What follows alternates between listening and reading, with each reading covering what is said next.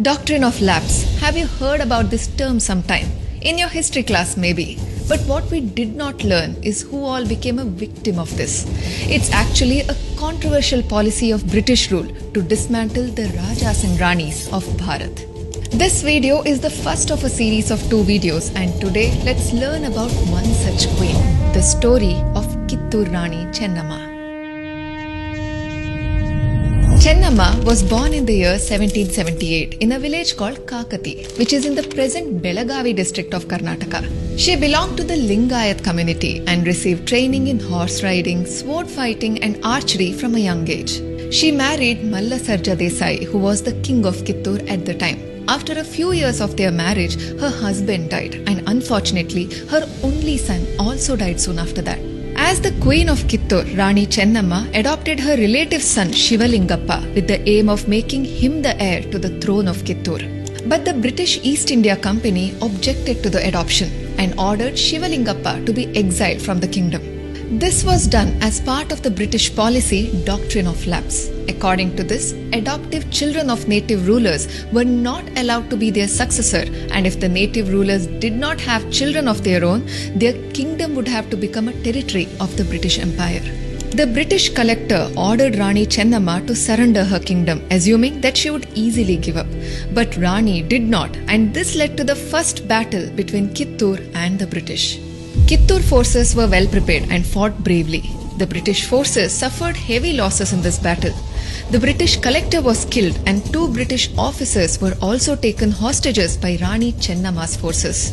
To avoid further destruction and war, Rani Chennamma negotiated with the British. She released the 2 hostages on the condition that the British should promise that the war would no longer be continued.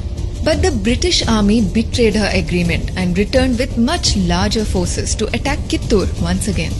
Rani Chennamma fought the second battle fiercely. For 12 days, Chennamma and her soldiers relentlessly defended their fort. But once again, the Rani was tricked by the British.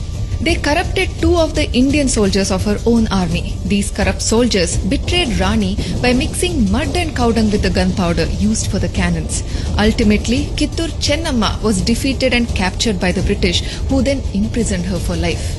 Rani took her last breath in 1829 in a prison at the Bailhongal fort.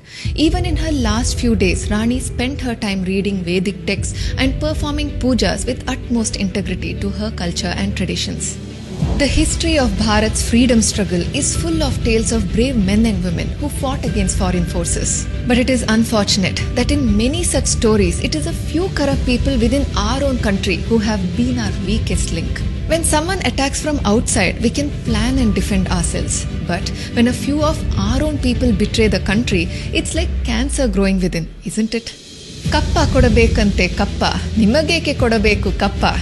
Even today, you can hear children uttering these famous lines of Rani Chennamma, especially in the Kittur Utsav celebrated every year in memory of the great Rani.